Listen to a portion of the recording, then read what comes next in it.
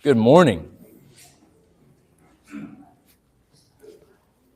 Glad to see some of y'all again just a day later. Had fun at the ball game with several of you last night, and didn't have the Braves to cheer for this time, but at least was able to cheer against the Mets, and that makes for a good evening. If you have your Bibles, open those to the book of Matthew, chapter 10 and verse 16, as we continue in our study of the Gospel of Matthew this morning. Matthew chapter 10 and verse 16. So we studied together the commission that Jesus is giving to the 12, parallel passage to the 70 in the Gospel of Luke, and the 12 included among the 70. He tells them to give freely, to heal the sick, raise the dead, cleanse those with leprosy, drive out demons. He also offers for them, don't acquire gold or copper for your money belts. Don't take a traveling bag for the road or an extra shirt, sandals, or a staff. Worker is worthy of his food. Now, this is a temporary commission that he gives them, because in the Gospel of Luke, he is preparing to send them out following his crucifixion. And in this instance, he tells them that while previously he told them to take no money belt, that now he is telling them to take a money belt. And so we see that there's a different scope in view. That's in Luke chapter 22 and beginning in verse 35. Luke chapter 22 and verse 35. He also said to them, "When I sent you out without money bag, traveling bag, or sandals, did you lack anything?" "Not a thing," they said. Then he said to them, "But now whoever has a money bag should take it, and also a traveling bag. And whoever doesn't have a sword should sell his robe and buy one, for I tell you what is written must be fulfilled in me. And he was counted among the lawless. Yes, what is written about me is coming to its fulfillment." Now, why the change here in telling them to take no money bag and now telling them to take a money bag in Luke 22? Because the scope of their mission has changed. The idea in Matthew 10 is that they're going to go for a time and come back and continue their discipleship with Jesus. In Luke 22, Jesus is preparing them for his death and burial, resurrection, and eventual ascension, when they're not going to be coming back to him in physical presence and continuing their discipleship. So the scope of their mission is changing. Now that's going to be important as we continue on in Matthew chapter 10 to remember the distinction there in Matthew 10 and Luke 22. So verse 16, after giving them the commission, he offers them this instruction, this comfort. "I am sending you out like sheep among wolves. Therefore be as shrewd as serpents and as innocent as doves. Beware of them, because they will hand you over to local courts and flog you in their synagogues. You will even be brought before governors and kings because of me, to bear witness to them and to the Gentiles. But when they hand you over, don't worry about how or what you are to speak, for you will be given what to say at that hour, because it isn't you speaking, but the Spirit of your Father is speaking through you." So one thing to take note of here at the end of this passage is Jesus says explicitly that it is the Spirit of your Father that is speaking. This continues with something that was begun in Matthew 5 and 6, where the fatherhood of God is being applied not just to Israel or the nation or a people as a whole, but Jesus is speaking of the Father as being a father personally to individuals. And now saying to the 12 that it is the Spirit of your Father that will instruct you what to say in that moment. Now, the exact individuals that are described here, I don't think are necessarily significant as much as Jesus is pointing out that they're going to be facing persecution because of him. He says that they will be handed over to the local courts. These would be the judiciary committees of synagogues. These are not official courts with broad influence. That's the reason why the Christian Standard Bible renders it as local courts as opposed to just courts. But they're to hand out punishment within the synagogue. So these are viewed as being local matters. This would be equivalent to discipline taking place in the local congregation as opposed to legal justice if we were to make an application of it to 21st century America. So he's saying that he's sending them to go and teach to people that are going to be hostile to their teaching, letting them know right here at the beginning. But beyond just the local courts, as he says, the courts of the synagogues, he says, you will even be brought before governors and kings because of me, to bear witness to them and to the Gentiles. But when they hand you over, don't worry about how or what you are to speak. Now we see times like this coming to fruition, especially in the book of Acts, with Peter and Paul being put on trial in various ways. And Jesus himself is going to fulfill this. He's laying this mandate on his disciples. But he's also going to go in front of Pilate, in front of Herod.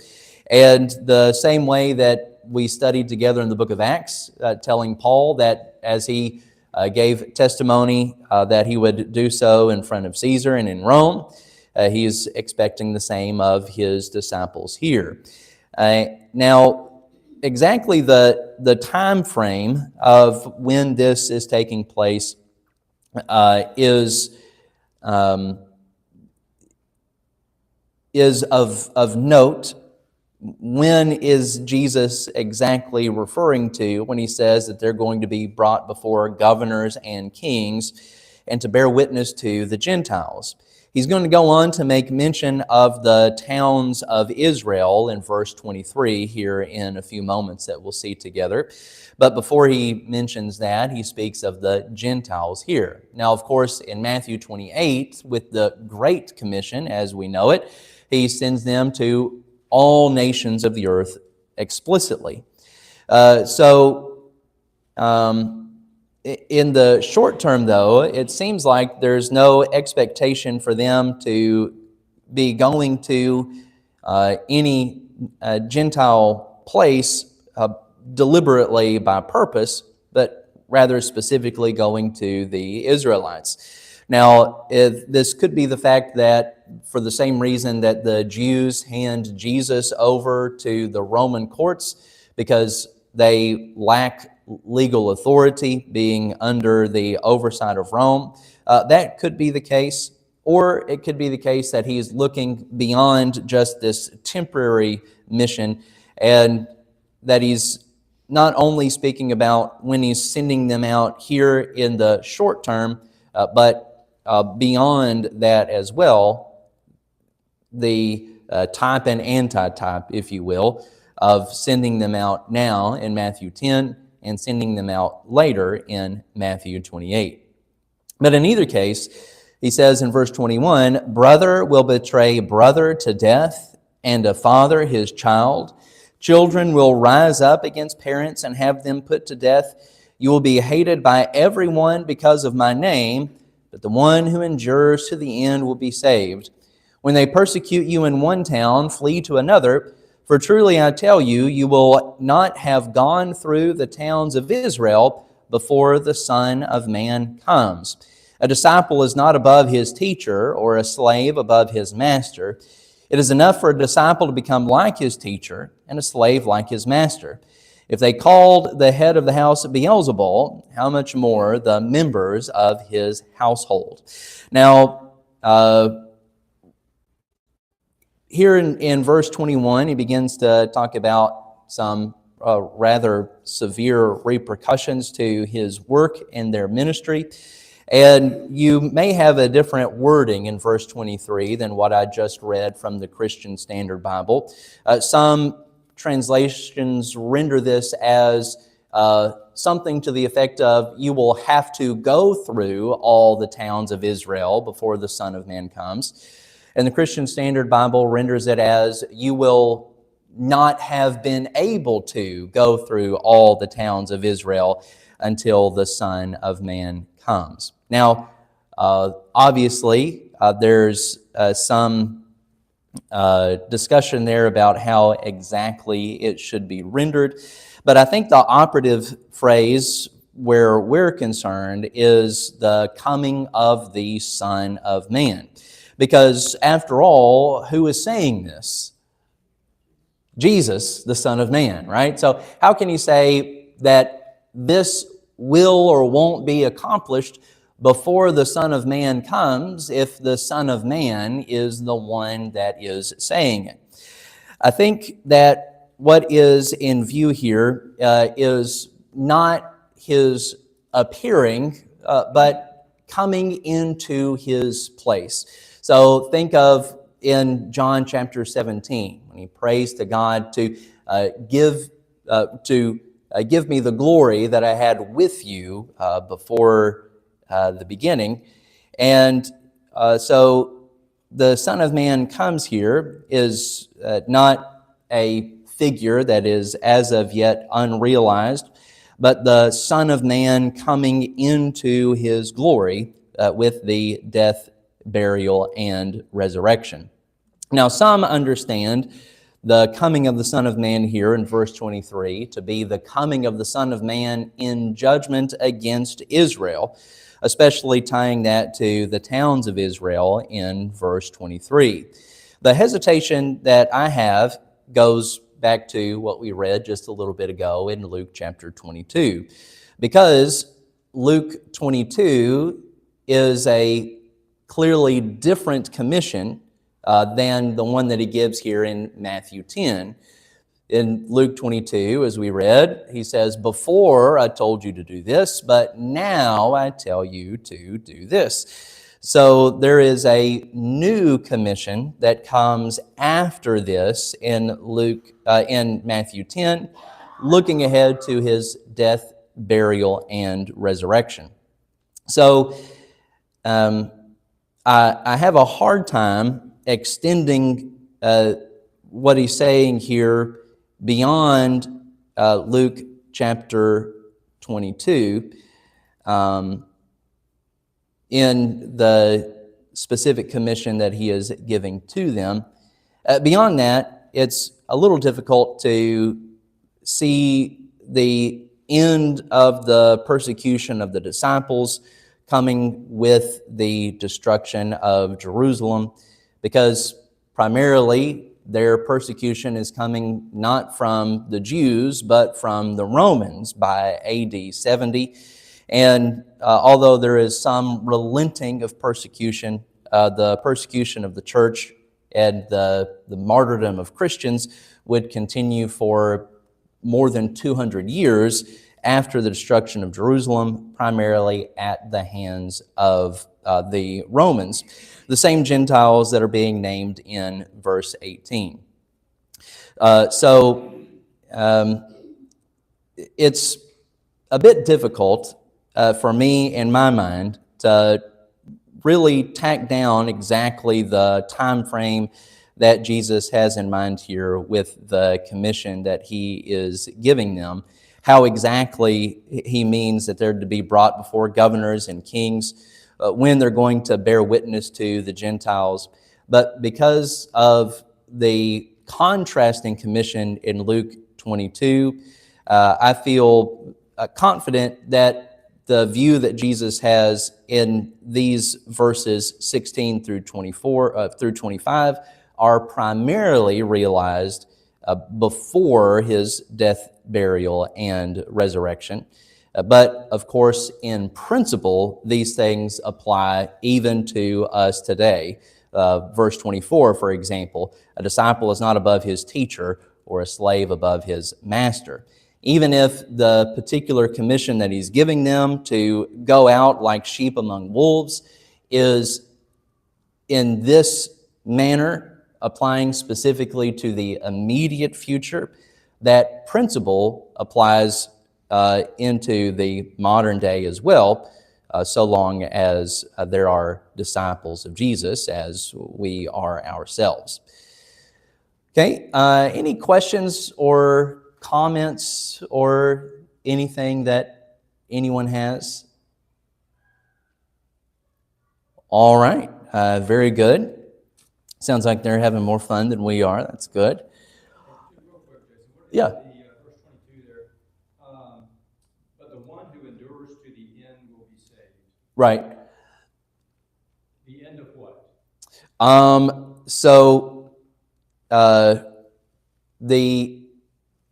I would suggest keeping in mind, right, what I suggested with Luke 22, because I think that's pivotal in understanding here, right, to the end of this period of trial, persecution, what have you, because we know that not all of them are going to make it to the end, right?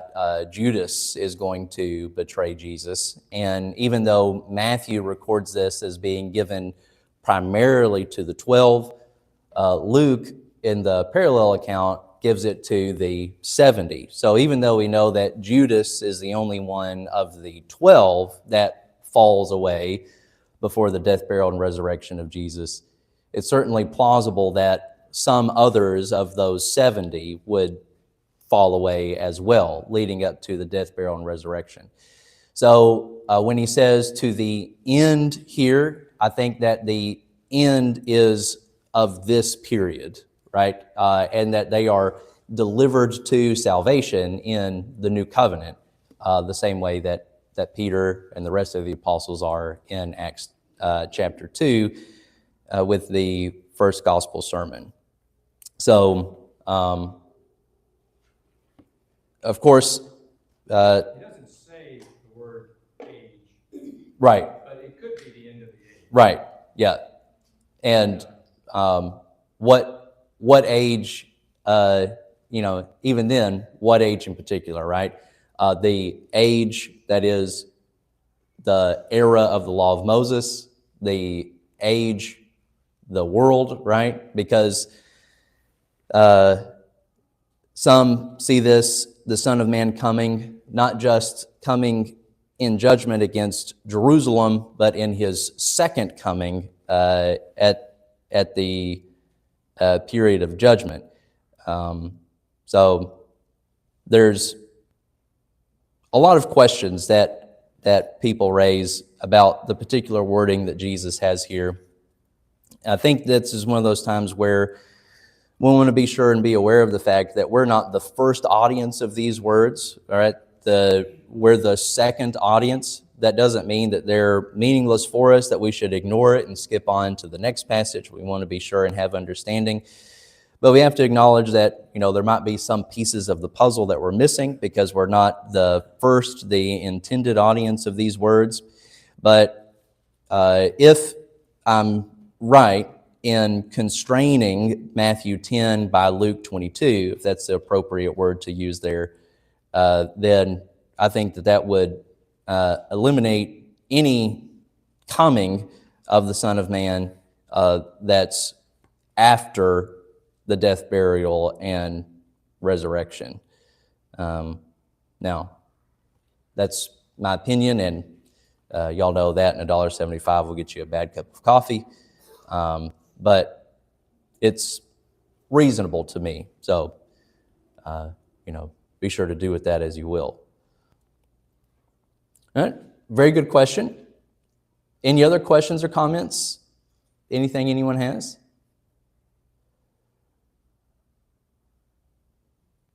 All right. So If not, then we have one of our early references in the Gospels here to the name Beelzebul, and Jesus previously made a passing reference to, or the Pharisees, with respect to Jesus, previously made a passing reference to Beelzebul in Matthew chapter 9 and verse 34. He drives out demons by the ruler of demons. Beelzebul is a compound Aramaic word that means Lord of Flies, and it's applied to not in concept to Satan. Very often Beelzebul or Beelzebub is applied to Satan or the devil, but it is in the time before the New Testament being applied to the pagan deities and is being retrofitted here by the Jews to apply to the ruler of demons. Now, there is no ruler of demons, right? There's not a hierarchy. They're not an organized group with power and independence and authority and things like that.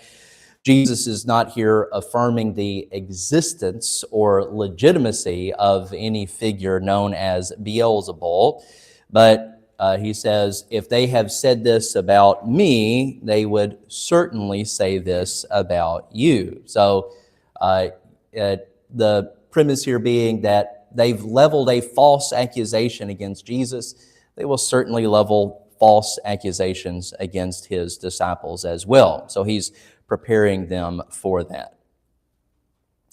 Okay, any questions, comments before we go on to verse 26? All right, so Jesus says, therefore, don't be afraid of them, since there is nothing covered that won't be uncovered, and nothing hidden that won't be made known. What I tell you in the dark, speak in the light. What you hear in a whisper, proclaim on the housetops. Don't fear those who kill the body, but are not able to kill the soul. Rather, fear him who is able to destroy both soul and body in hell.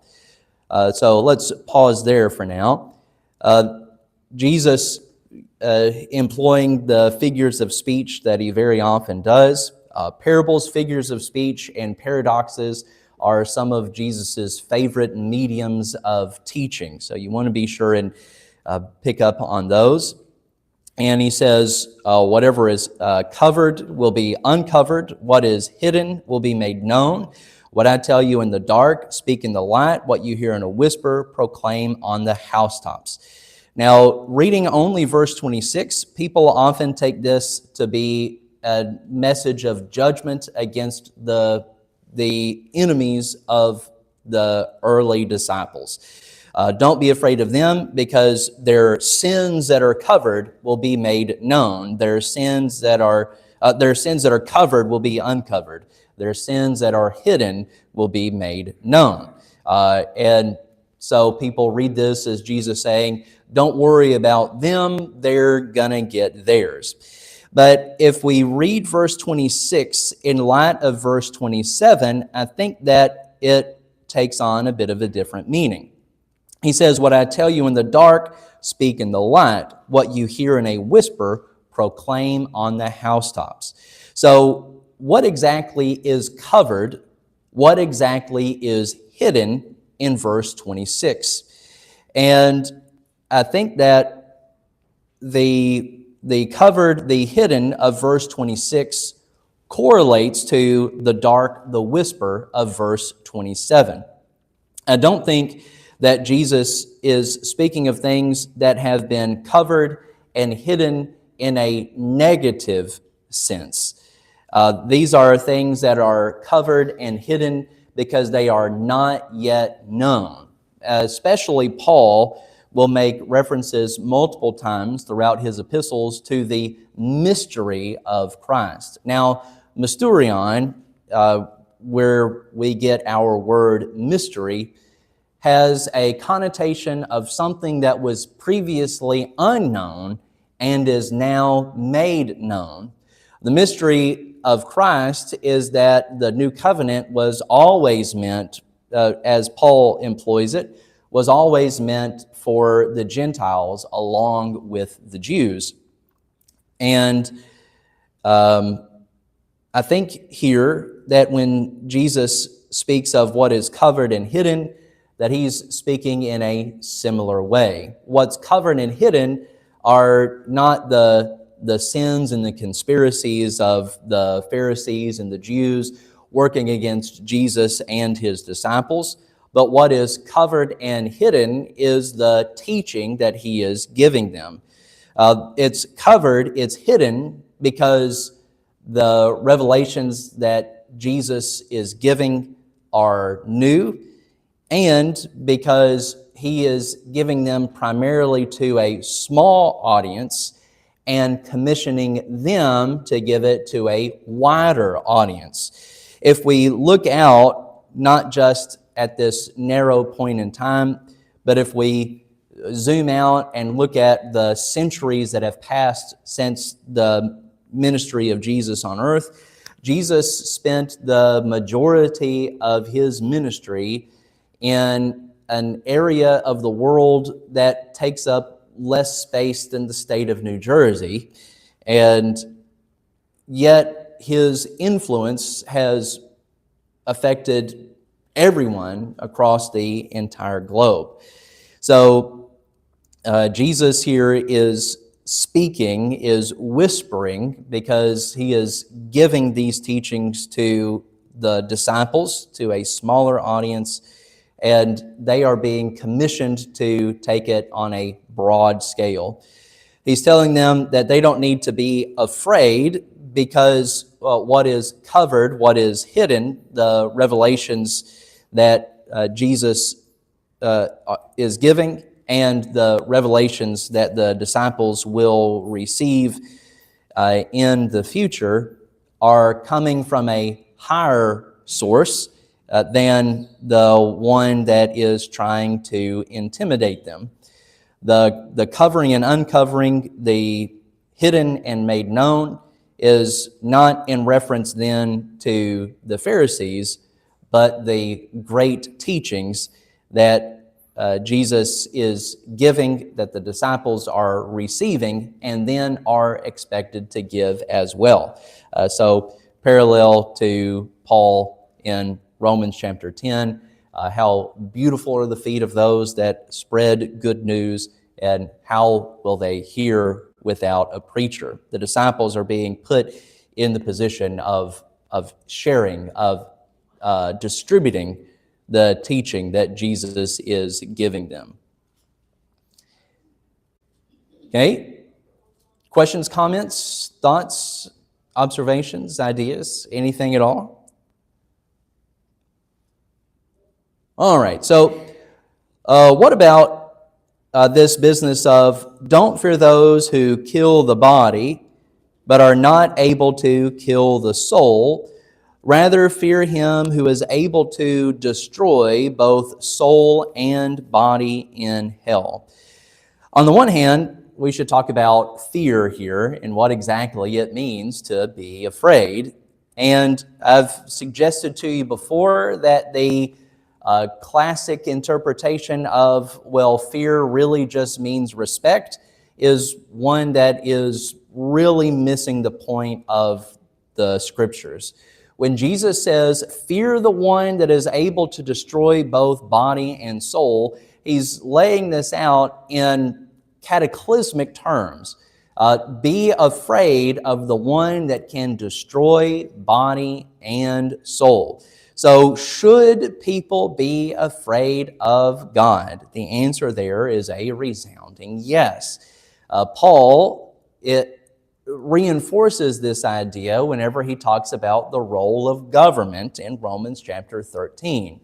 Speaking about the role of government, he says to submit to the governing authorities because there's no authority except what comes from God.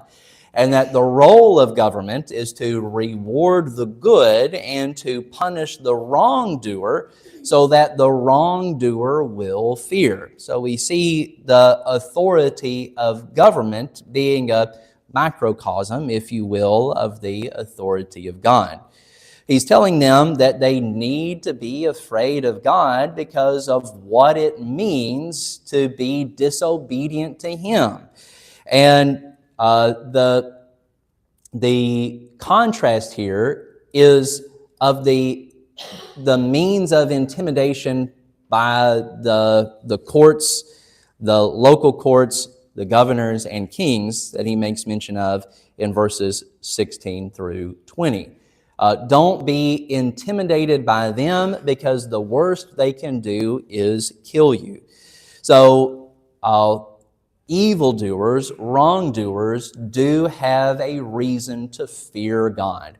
And I've illustrated this in the past, that it's the same way that a child should be afraid of their parents. Whenever I fix a meal for my children and I bring the food and I place it in front of my son, he doesn't have to feed a bite to the dog first to make sure that it's not poisoned. He doesn't have to be afraid of me because I am malicious.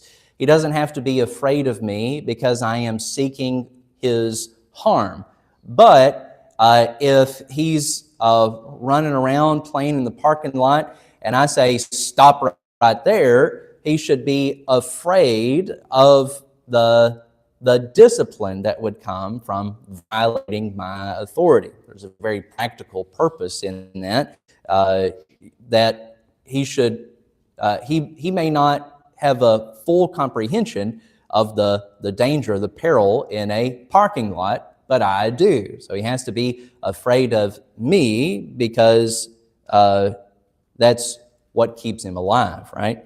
So our fear of God is the same. We don't have to be afraid of God to approach Him in prayer, to offer our petitions and supplications to Him. He's not a bully with a magnifying glass outside of an anthill trying to burn our antenna off. He is benevolent, but He is also just. And it's because of His justice that we should be afraid, because of what it means to violate Him, to resist His authority. Now, what of this business of destroying? So, even though we have different words here, I think they mean functionally the same thing: to kill who kill the body but cannot kill the soul, and Him who is able to destroy body and soul. Even though we have different words, kill and destroy, I think in function here they mean the same thing, that this is just for variety, a very Hebrew way of speaking, of saying the same thing in different ways.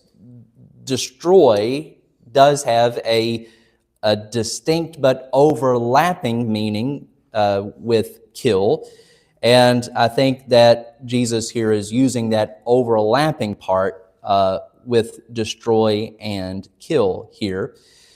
But it's because of this verse, in part, that some people take away the interpretation that hold to a doctrine known as annihilationism. It's not the easiest word for me to say with my southern accent. There's a few too many vowels in there, so don't ask me to do it too many times. But this doctrine says that that a person's punishment in hell culminates with their annihilation, their destruction. That hell is temporary in this way. And is that what Jesus is saying? Is He saying that God is able to bring an end to the body and is able to bring an end to the soul in hell? If we're going to take that interpretation, we have to dismiss various other passages in Scripture. Even Jesus Himself speaking, whenever He describes both heaven and hell, using the same word, variously translated as eternal and everlasting. That there is an eternal reward and an eternal punishment, although the King James Version renders it as eternal and everlasting, when in fact it's the same word. So Jesus says there that heaven will last as long as hell lasts.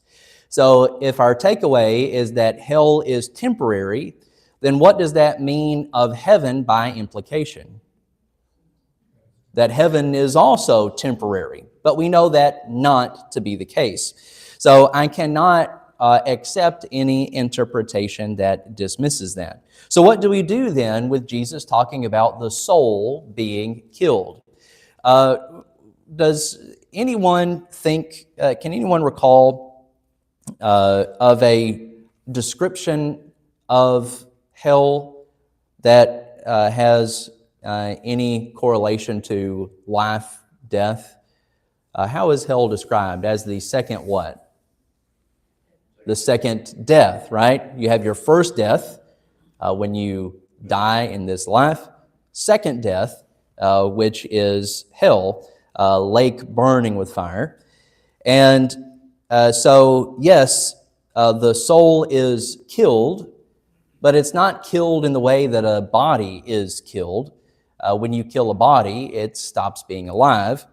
But the soul is made in the image of God, whether it is deprived of the source of its image by receiving negative judgment into eternity, being separated from God or not. So the soul perseveres in death. Think of it in this way. If I dropped dead in front of you this morning, my body would decay, right? But my soul would endure.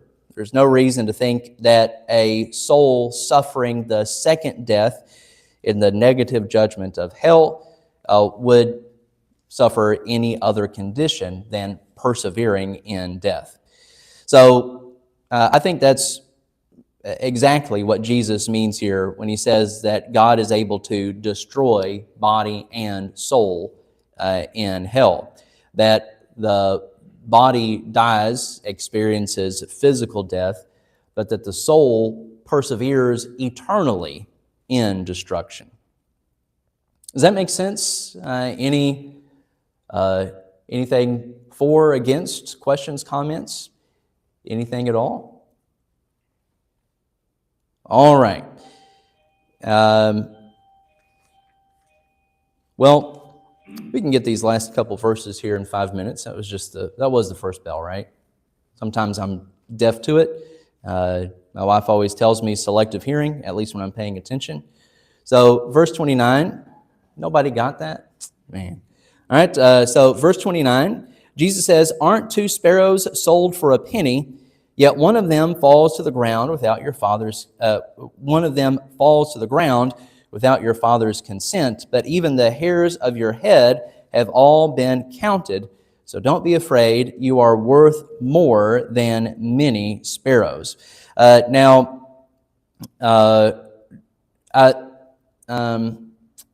Barker is a noted skeptic. He has described himself as a pastor turned atheist. And one of the things that he leans into is this passage here in Matthew chapter 10, because it was how his mother gave up faith, according to his account, that they would always sing this song, "His eyes on the sparrow," but then she saw a dead sparrow being consumed with ants one day while she was working in her garden, and she thought, "Oh, his eye is not on the sparrow, therefore he doesn't exist."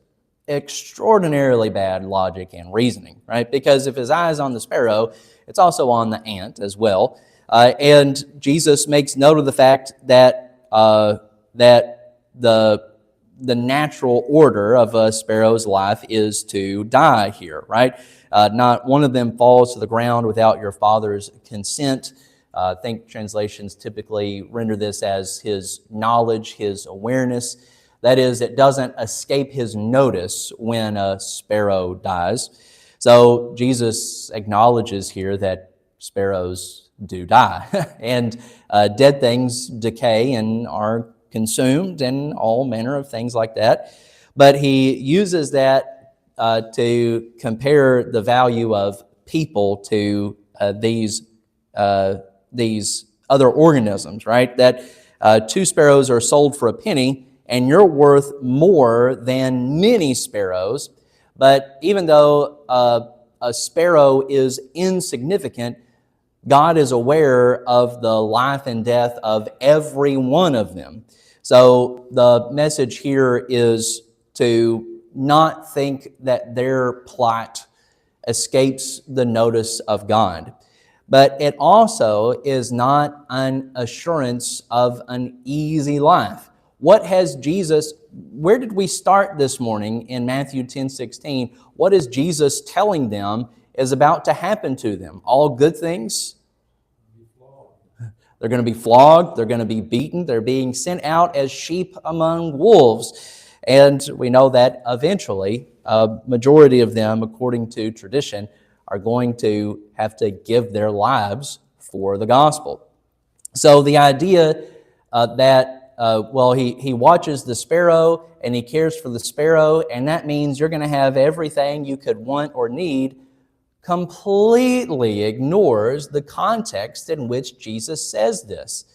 The whole point of what Jesus is saying is, now y'all listen, some really bad stuff is going to happen to you, but even when that bad stuff is happening to you, you are still on the mind of God. The implication here being that if he is able to destroy body and soul in hell, that there is a balancing of the scales in judgment.